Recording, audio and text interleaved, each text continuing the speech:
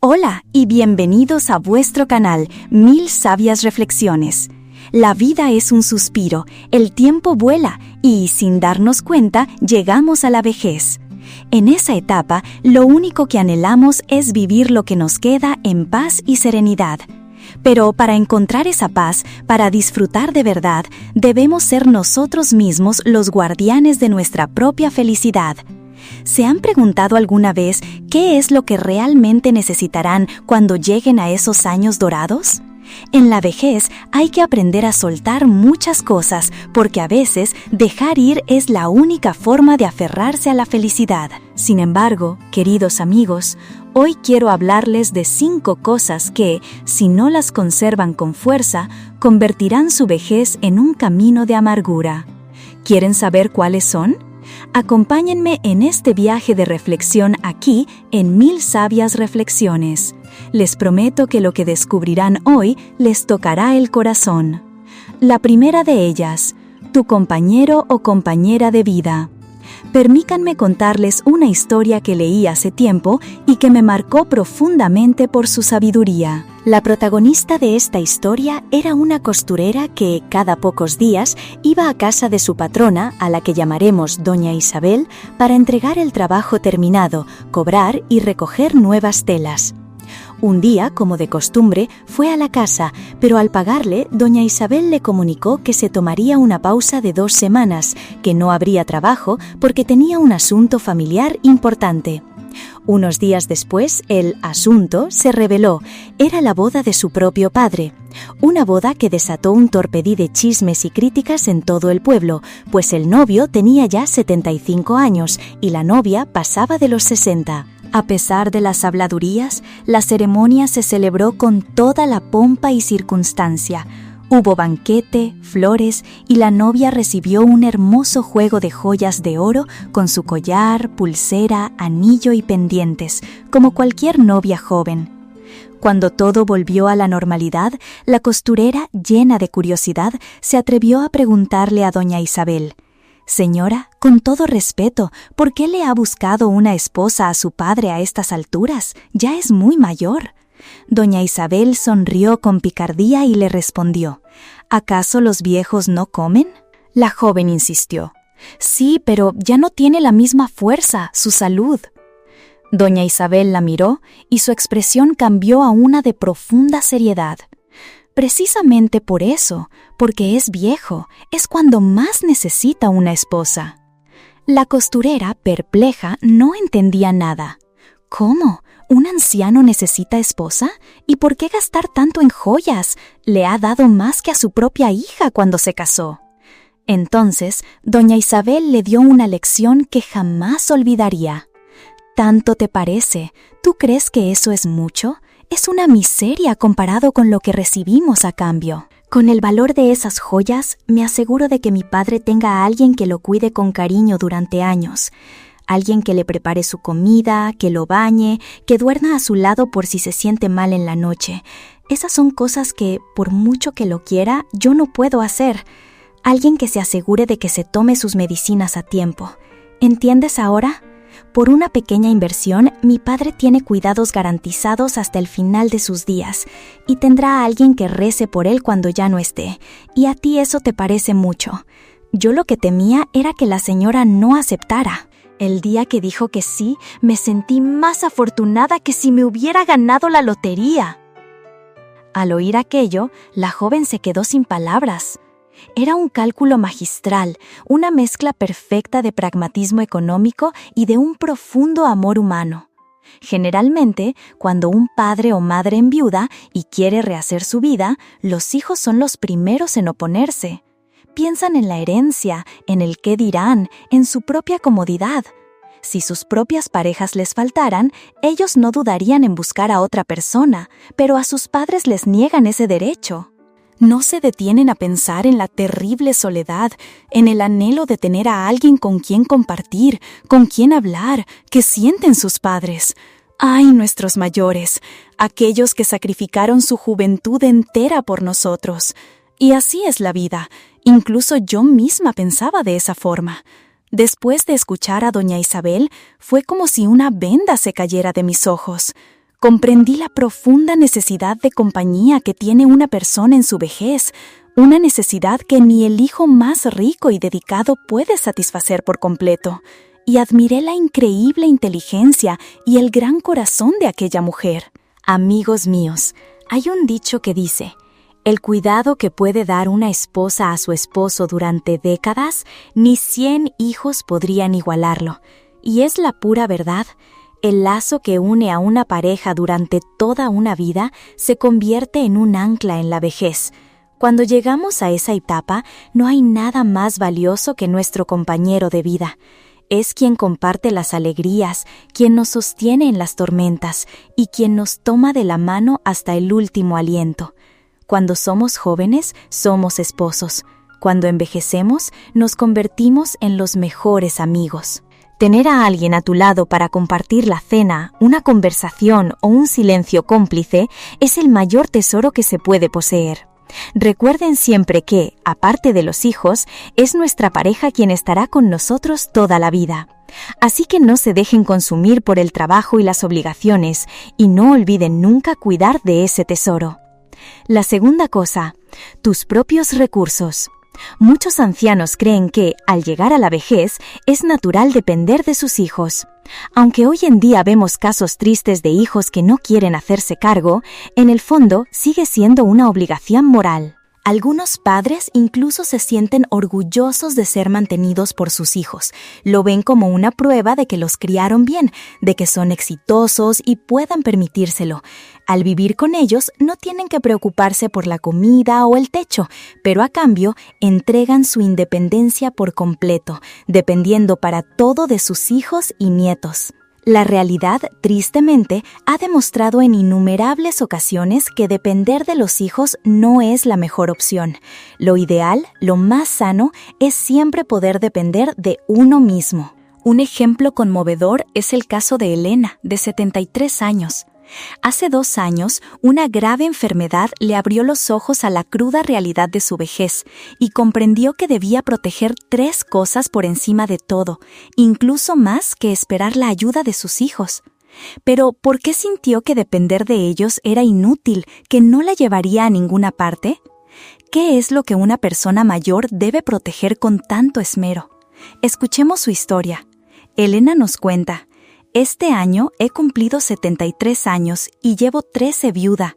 Antes de que mi esposo falleciera, nuestra vida era muy feliz y tranquila. Tuvimos 2 hijos y una hija, y todos ellos ya tienen sus vidas bien encarriladas y estables en la ciudad.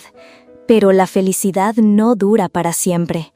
A los 5 años de jubilarse, mi marido falleció en un trágico accidente de coche. Desde ese día, vivo una vida solitaria y silenciosa en esta casa que se ha vuelto fría. Antes de eso, sentía que mi salud era buena y que con mi pensión mensual podía cuidar de mí misma sin problemas, aunque mi esposo ya no estuviera. Tras su muerte, la persona que causó el accidente me dio una indemnización de 12 millones. 1.000 euros, que se sumaron a los 8.000 euros que mi esposo había ahorrado y me dejó. Pero, a pesar de todo, no me sentía tranquila. El resto de mi vida parecía muy largo y yo estaba sola. ¿De qué servía tener dinero en esa situación? Mucha gente me decía que no sabía apreciar mi suerte, que con tanto dinero debería viajar, ir de compras, contratar a alguien que me ayudara en casa. Pero yo sentía que esa vida de disfrute ya no me pertenecía. Siempre creí que mis hijos eran mi mejor apoyo, pero no fue hasta que las cosas se torcieron que descubrí su verdadera cara, la codicia y el egoísmo. Tras la muerte de mi esposo, me esforcé por mantener la familia unida, por evitar que nuestro vínculo se rompiera. Por eso, decidí acceder a todas sus peticiones sin poner condiciones. Mis 2 hijos, que cambiaron de casa hace años, me pidieron más de 8.000 euros. Mi única hija se compró un coche y le di otros 8.000 euros de ayuda. Además, yo me hacía cargo de muchos de los gastos diarios de mis nietos. Mi única esperanza era que, si yo los trataba bien ahora, ellos me tratarían bien a mí en el futuro, y así mi vejez no sería una carga. Y la verdad, creía que estaba haciendo lo correcto. Durante los años que siguieron, mis hijos fueron muy atentos conmigo. Se turnaban para cuidarme en sus casas. El acuerdo era que pasaría 5 meses en casa de cada hijo y 2 meses en la de mi hija. Me dijeron que eligiera yo misma y que me quedara el tiempo que quisiera. Sin embargo, después de un tiempo viviendo con ellos, me di cuenta de que aquello no tenía nada de feliz ni de agradable. Mientras mi yerno me trataba con la educada distancia de una invitada, en casa de mis hijos tuve que soportar mucho más. En casa de mi hijo mayor, mi nuera me asignaba un sinfín de tareas cada día. Al principio, mi hijo me daba 200 euros al mes para los gastos, pero a los pocos meses, al ver que yo tenía una buena pensión, empezó a quejarse de dinero y a pedirme que me hiciera cargo de los gastos mensuales. Yo, con mi corazón blando, acepté. Pronto solo me daba 80 euros y el resto lo ponía yo. Cada vez me daba menos hasta que dejó de darme nada. Tuve que asumir en silencio todos los gastos de su familia. Y no solo eso, mi hijo y mi nuera se volvían increíblemente amables solo cuando querían que yo comprara algo para la casa. Cuando me mudé a casa de mi hijo menor, la situación fue aún peor. Él resultó ser incluso más astuto para sacarme dinero que su hermano mayor. Apenas llevaba allí un tiempo cuando me dijo que necesitaba dinero para un proyecto de inversión y me pidió unos 8.000 euros. Pero el dinero que tenía ya se lo había dado a ellos y lo había gastado en la casa de mi otro hijo. ¿De dónde iba a sacarlo ahora? Cuando le dije que no tenía dinero, mi hijo menor empezó con otro argumento. Nos costó toda una vida comprar esta casa del pueblo. Es el único lugar que tenemos para volver. Si la vendes, no tendremos dónde quedarnos en las fiestas. Me negué a su petición. Pero lo que nunca imaginé fue que mi hijo menor no se daría por vencido. Incluso convenció a su hermano mayor y a su esposa para que vinieran todos juntos a presionarme para que vendiera la casa. Me mantuve firme. Para calmar los ánimos, le di a cada uno de mis 3 hijos 2.000 euros y les mentí diciendo que solo me quedaban 8.000 en total. Afortunadamente, eso pareció disuadirlos de la idea de vender la casa. Pensé que por fin podría vivir en paz, pero fue una grave enfermedad la que me mostró la cruda realidad. Hace 3 años sufrí una caída que me provocó un infarto cerebral. Por suerte, un buen samaritano me encontró y me llevó al hospital a tiempo. Quedé con la movilidad muy limitada, sin poder mover bien los brazos y las piernas, incapaz de hacer casi nada.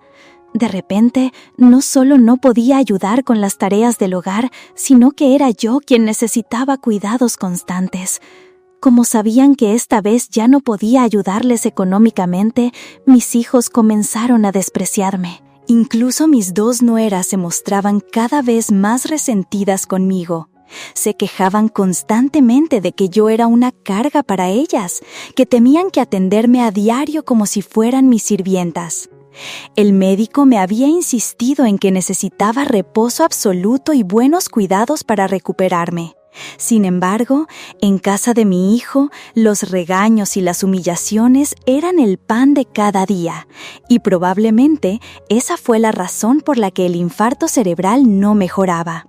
Poco después, quisieron enviarme a una residencia de ancianos. Me negué en rotundo.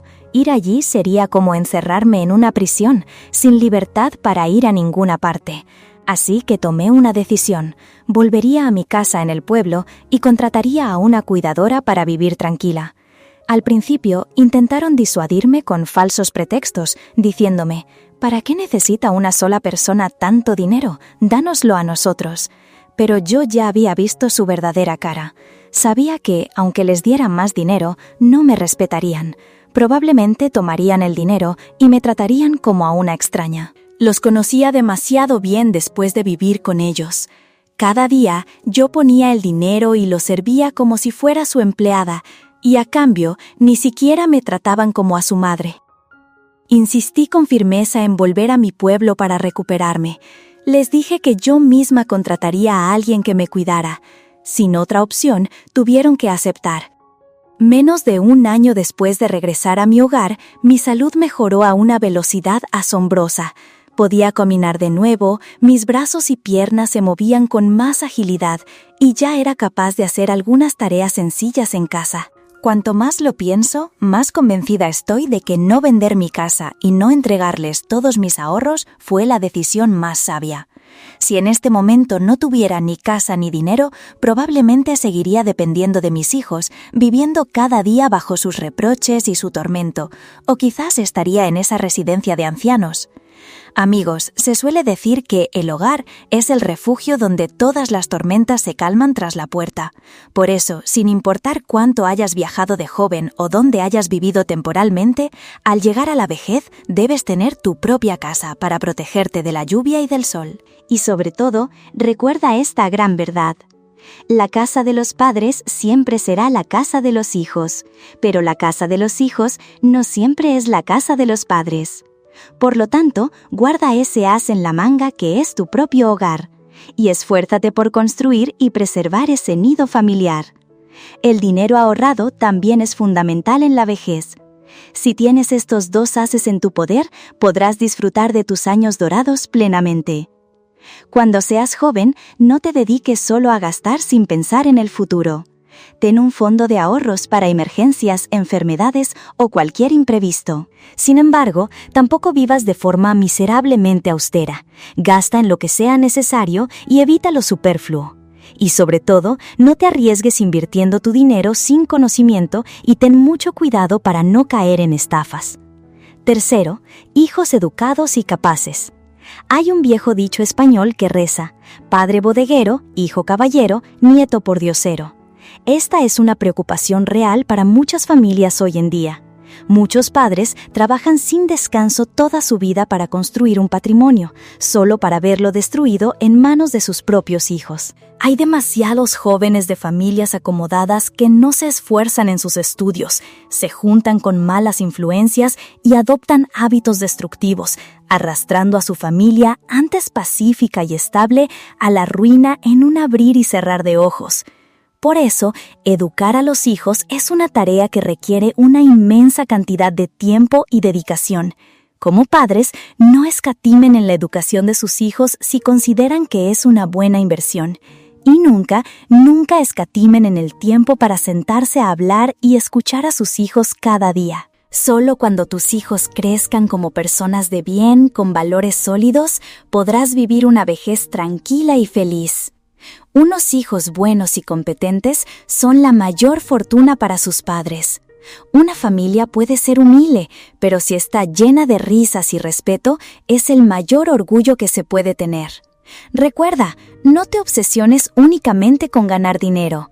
Es importante, sí, pero la familia siempre debe ser la máxima prioridad.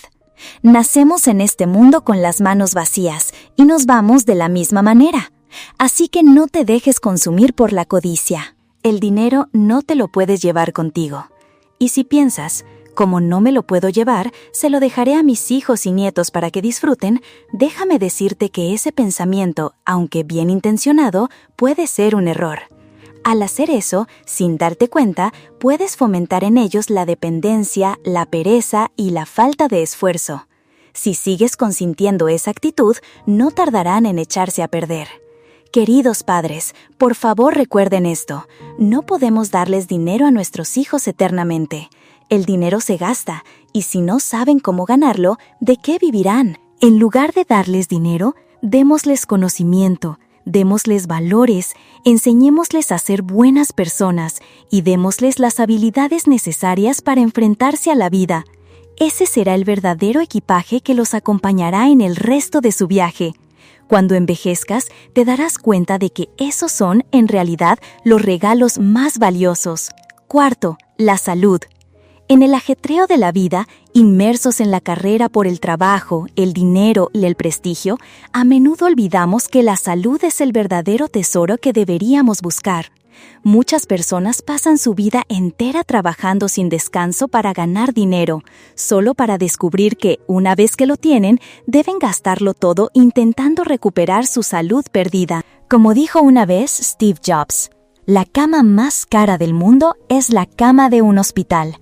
No te esfuerces hasta el agotamiento solo para tener que gastar todo el dinero que ganaste en comprar esa cama. Cuida y protege tu salud con esmero para alargar tu vida. Recuerda una y otra vez, aunque no tengas sed, debes beber agua. Aunque no te sientas cansado, debes descansar.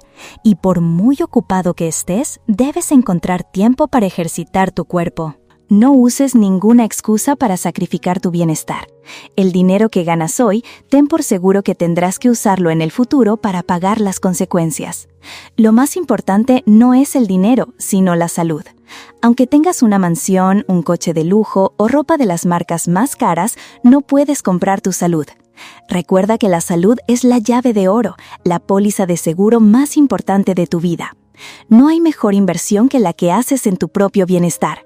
Nadie puede usar millones de dólares para comprar la cama más cara del mundo, la de un hospital, cuando una enfermedad grave ya ha hecho su aparición. Queridos amigos, para cada ser humano, la salud es el bien más preciado y al llegar a la vejez, su importancia se multiplica por 100,000, porque tener salud es tenerlo todo y sin salud no se tiene nada. Por eso, sé un poco más amable contigo mismo, préstale un poco más de atención a tu cuerpo y a tu mente. Solo con un cuerpo sano podrás sentir la verdadera felicidad, la alegría y recibir todo lo bueno que la vida tiene para ofrecer.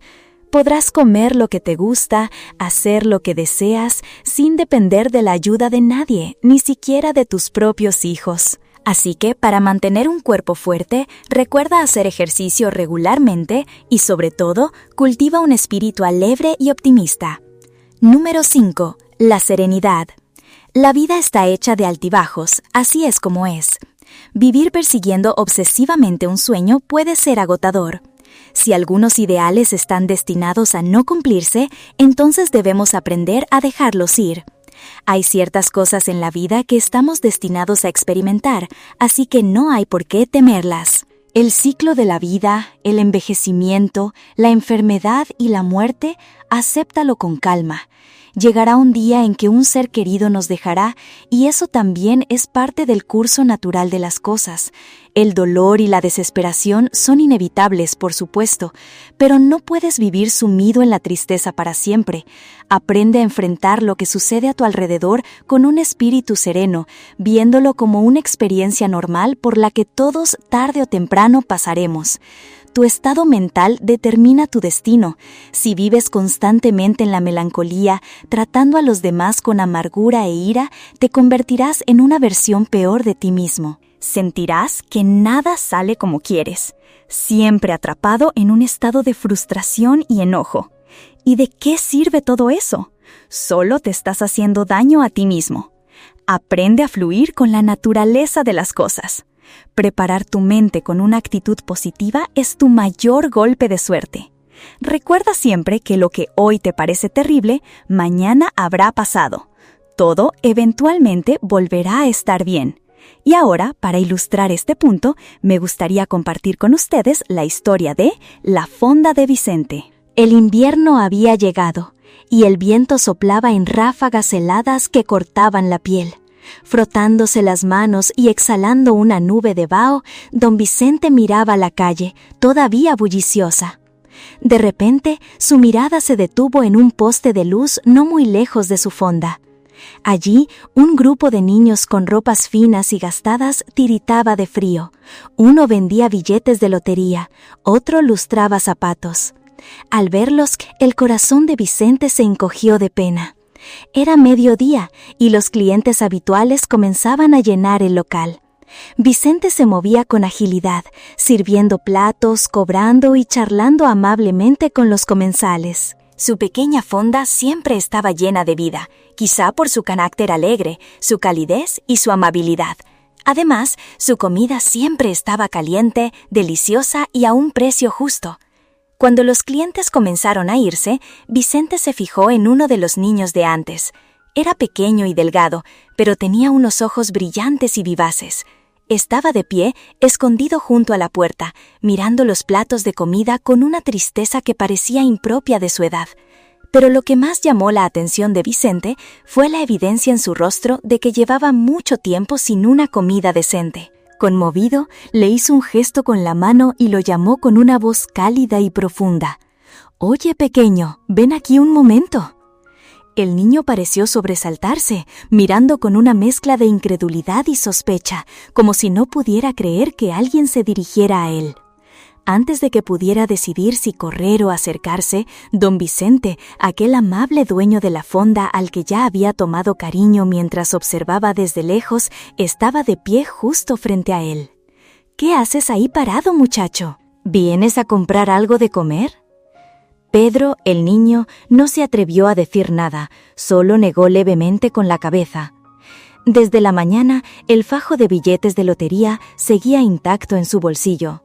Sabía que no tenía dinero para comprar comida. Don Ramón, el dueño del local, entendió el significado del cabeceo del niño, pero aún así le preguntó con amabilidad: «¿Tienes hambre, pequeño?». Pedro no se atrevió a añadir nada más, solo asintió en silencio.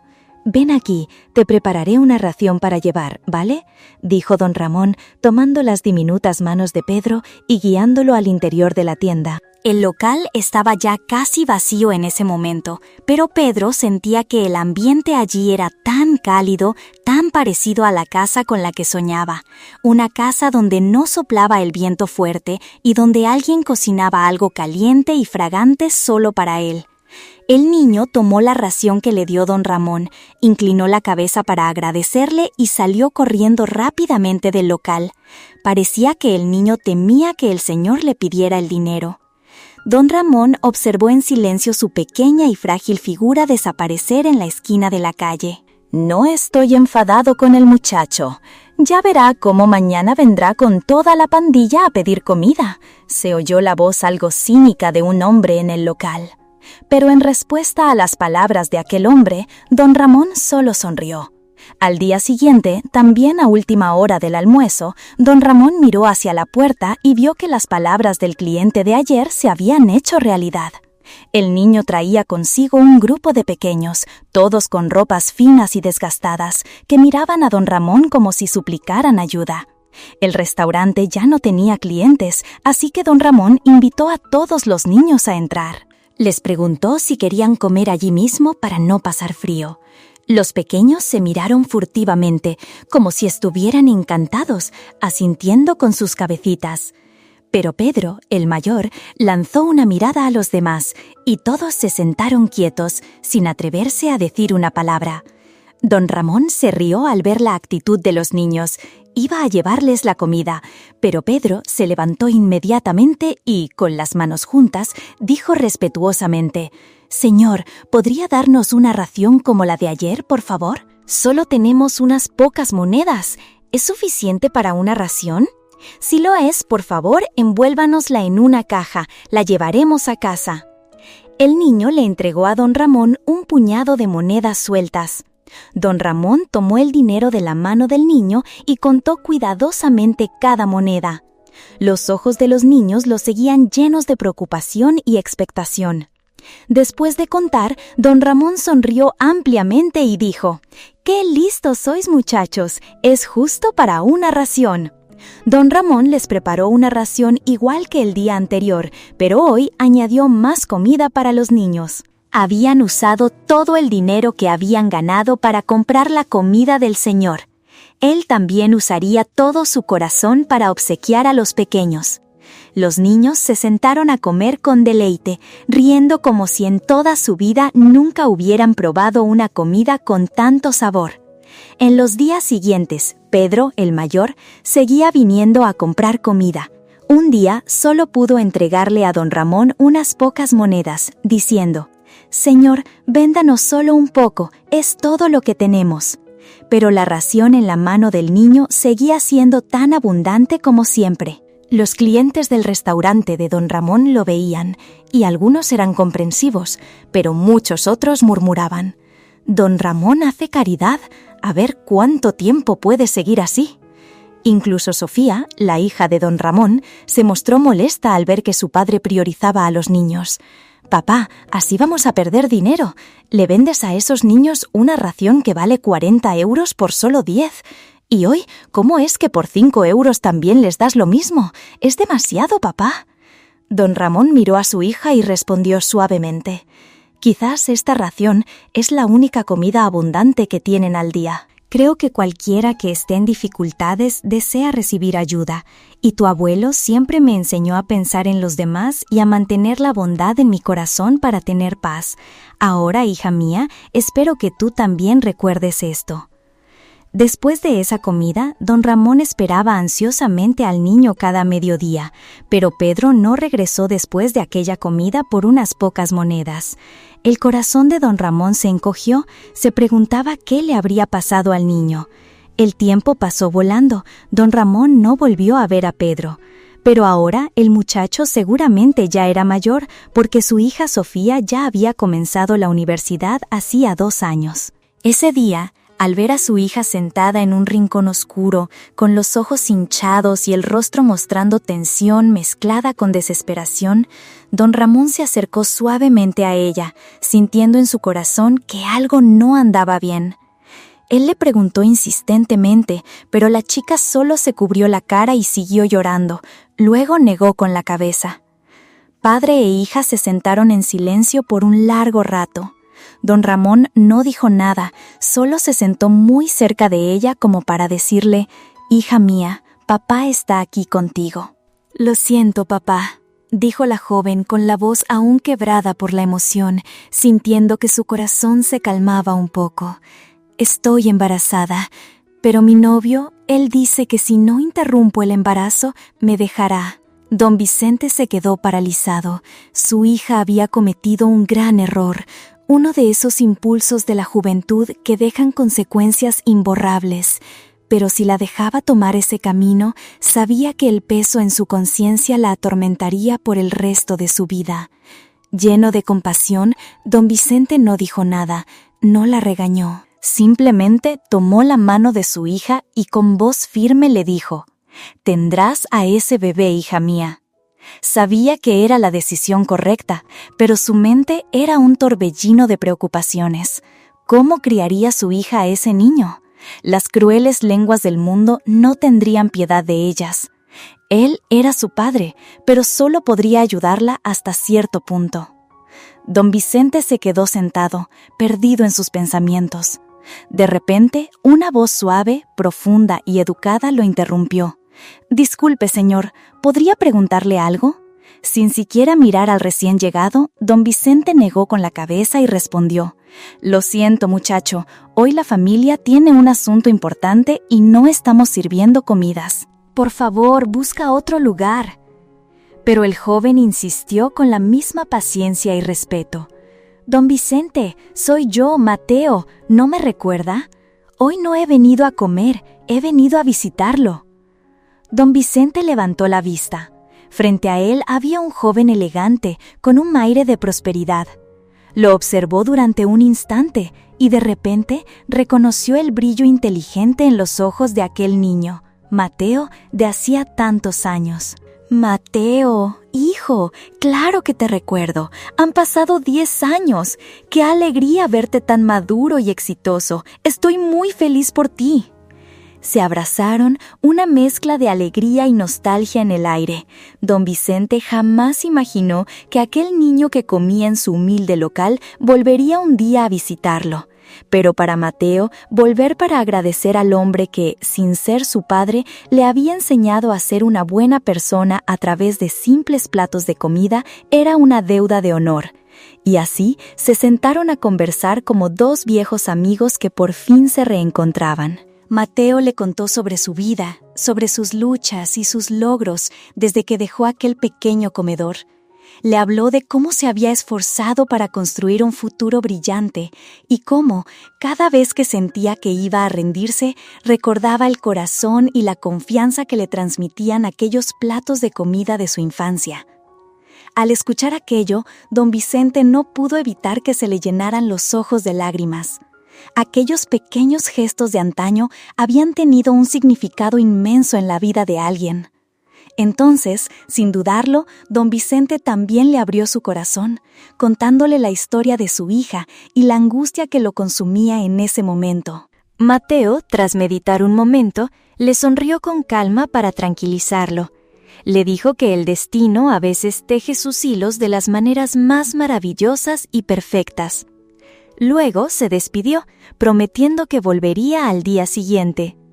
Al mediodía, tal como había prometido, Mateo entró en el local y, con gran solemnidad, le dijo a don Vicente: «Don Vicente, le pido su permiso para conocer y casarme con Sofía». Don Vicente no podía creer lo que oía. Totalmente desconcertado, preguntó: «Por Dios, Mateo, ¿qué estás diciendo? Ni siquiera la conoces. El matrimonio es para toda la vida, hijo. No puedes tomar una decisión así a la ligera». Mateo la miró con una sinceridad abrumadora. «Don Vicente, hace años, gracias a su plato de comida por un par de monedas, yo pude convertirme en quien soy hoy. Usted nunca despreció el poco dinero que ganábamos y nos servía comida a los 5. Yo siempre pensé que con ese dinero era suficiente, hasta que un día, esperando mi turno, escuché a otras personas hablar. Fue entonces cuando comprendí que usted nos había estado ayudando desinteresadamente todo ese tiempo. Y también entendí cuánto valoraba usted nuestro esfuerzo». Hizo una pausa y continuó: «Lo que usted hizo por mis amigos y por mí es lo que un padre hace por su hijo. Me enseñó que debía ganarme el pan con mi propio esfuerzo, pero más importante aún, me enseñó que tengo la responsabilidad de hacer lo posible para aliviar el sufrimiento de otros, para hacerlos más felices. Por eso, al escuchar la historia de Sofía, al ver su valentía y reconocer en ella la misma bondad que usted tiene, sentí que esta era mi oportunidad de vivir como usted me enseñó, de ofrecerle un hogar a ella y a su bebé. Y creo firmemente que un matrimonio sólido se construye sobre la compasión, la comprensión y la aceptación. Aunque no he tenido tiempo de conocer a Sofía, sé que cuando hay un corazón dispuesto, todo lo bueno puede suceder». Don Vicente solo podía mirar a Mateo, incapaz de articular palabra. Su rostro, el de un hombre bueno y honesto, estaba bañado en lágrimas. Lágrimas de felicidad, de gratitud y de fe renovada en la bondad del mundo.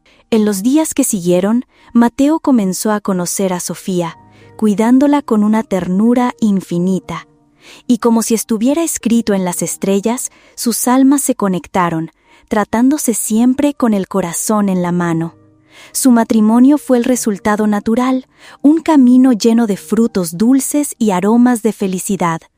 El corazón generoso y el alma bondadosa de don Vicente habían sembrado semillas de felicidad que ahora florecían en la vida de su hija y de aquel niño desconocido de antaño. La bondad no es algo abstracto, invisible. Son simplemente acciones que nacen de la empatía, de una preocupación sincera y del deseo de compartir las dificultades con los demás. Aunque simple, esa atención y ese trato que nacen del corazón encierran un poder inmenso, el poder de disolver el sufrimiento. Hace 12 años, la bondad de don Ramón ayudó a que la vida precaria del joven vendedor de lotería fuera más completa, con una comida abundante al día y más cálida gracias a una atención respetuosa. 12 años después, la semilla de bondad que don Ramón sembró entonces ayudó a su hija a escapar de una situación peligrosa, y ella incluso encontró una familia feliz y a alguien que la amaba de verdad. El cielo y la tierra siempre tienen la ley de sembrar el bien, y los frutos futuros serán ciertamente hermosos y pacíficos. Por eso, vive plenamente y confía en los designios del destino. Gracias, queridos espectadores, por haber escuchado. Si encontraron este video útil y conmovedor, por favor denle un me gusta, suscríbanse a nuestro canal 1000 Sabias Reflexiones y compartan el video. También los invitamos a compartir sus reflexiones en los comentarios. Hasta nuestros próximos videos. Muchísimas gracias.